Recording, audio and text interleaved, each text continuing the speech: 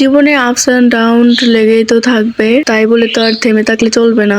জীবনের এই গতিপথ ধরে এগিয়ে যেতে হবে। সুখ দুঃখ মিলিয়েই হচ্ছে জীবন। জানি না এতটুকু জীবনে আরো কত কি অপেক্ষা করে আছে আমাদের জন্য। তবে আর নয় পুরনোকে আঁকড়ে ধরে চলা, পুরনোকে পিছনে ফেলে আজকে থেকে নতুন করে আমার এই পথ চলা। হ্যালো এভরিওয়ান, আসসালামু আলাইকুম। কি অবস্থা সবার? প্রায় এক সপ্তাহ হয়ে গেছে আমরা মা ছেলে গাজীপুরে আসছি। আর গাজীপুরে আসার পর থেকেই তো আমার বাবা মা কল দিয়ে পাগল বানিয়ে দিচ্ছে, কবে তার নাতিকে নিয়ে আমরা বাড়ি ফিরবো। আজকে তাদের অপেক্ষার অবসান ঘটবে, কারণ আমি আর আয়ান আজকে বাড়ি ফিরে যাব। বাবাটা তো আমার ঘুমিয়েছিল, আর ঘুমন্ত অবস্থায় আমি ওকে রেডি করে বাসা থেকে বের হয়ে যাই।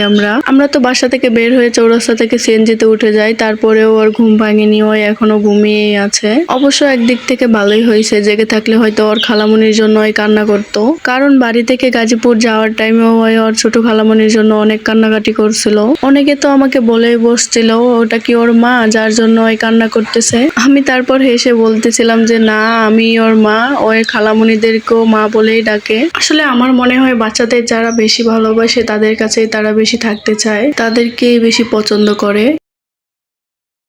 সত্যি বলতে আমার গাজীপুর যাওয়ার তেমন কোনো প্ল্যানই ছিল না, হঠাৎ করে আমাদের মা ছেলের গাজীপুরে যাওয়া। কিছুদিন আগে আমি আমার নানু বাড়িতে যাই, আর সেখানে গিয়ে আমার ফোনটা নষ্ট হয়ে যায়। আমি তো ফোনটা দেখে একদমই অবাক, হাত থেকে পড়লো না, বাবু আছাড় দিল না, কিছুই হলো না, কিন্তু এমনিতেই ডিসপ্লেটা চলে গেল। যখন দেখি ফোনটা হঠাৎ নষ্ট হয়ে গেছে, তখন তো আমার মনটা একদমই ভেঙে পড়ছিল। এখন আমি কি করব, কি করা উচিত সেটাই ভেবে পাচ্ছিলাম না। এই ফোনটা ঠিক করব, তাও আমার কাছে টাকা ছিল না। নতুন একটা ফোন কিনবো তার কথা তো ভাবতেই পারি না। বাবাকে বললে বাবা তো কিনে দিবে না। তার মধ্যে আবার আমি সোশ্যাল মিডিয়ায় টুকটাক কাজ করতেছি, সেটা কিভাবে করব?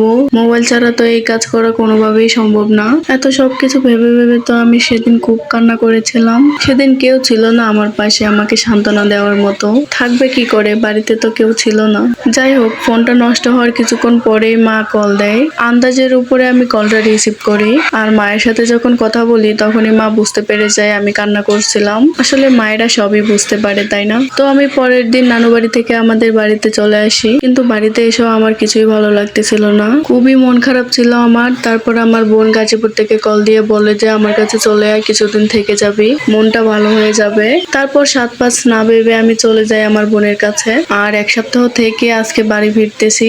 তবে মনের মধ্যে অনেক কনফিউশন নিয়ে তারপর বাড়ি ফিরছিলাম, কারণ আমার বোন বলে দিছে ব্যাগের মধ্যে নাকি আমার জন্য একটা সারপ্রাইজ আছে। তবে এটা যেন আমি রাস্তায় খুলে না দেখি, বাড়ি গিয়ে যেন একবারে ব্যাগটা খুলে দেখি। ও হ্যাঁ, আরেকটা কথা তো বলতেই ভুলে গেছি, আমার নষ্ট ফোনটাও ওই ঠিক করে দিছে। আর এই লটর ফটর ফোনটা থেকেই এই ভিডিও গুলো করা। লটর ফটর হোক আর যাই হোক, এই ফোনটার সাথে আমার অনেক স্মৃতি জড়িয়ে আছে। অনেক কষ্টের টাকা দিয়ে এই ফোনটা কিনেছিলাম। তবে মনের মধ্যে কোনো আফসোস নেই, 5টা বছর ভালোই সার্ভিস দিয়েছে এই ফোনটা। এতটুকুতেই আলহামদুলিল্লাহ। কথাই আছে, আল্লাহ যাই দেন, যতটুকুই দেন ততটুকুতেই শুকরিয়া আদায় করা উচিত। যাই হোক, দেখতে দেখতে তো আমরা কাপাসিয়া চলে আসলাম, আর এটা হচ্ছে কাপাসিয়া নদীর ব্রিজ। হবে নদীটার নাম জানি না, কেউ যদি জেনে থাকেন অবশ্যই কিন্তু কমেন্টে বলে যাবেন। আর এদিকে তো আমার ছেলেটা এখনো ঘুম থেকে ওঠেনি, এখনো সে গভীর নিদ্রায় আছে। সেই 3:30টায় সিএনজিতে উঠেছিলাম, এখন তো প্রায় সন্ধ্যায় হয়ে গেল, কিন্তু এখনো কটিয়াদির গিয়ে পৌঁছাতে পারেনি। এদিকে তো আমার বাবাটাও ঘুম থেকে উঠে গেছে,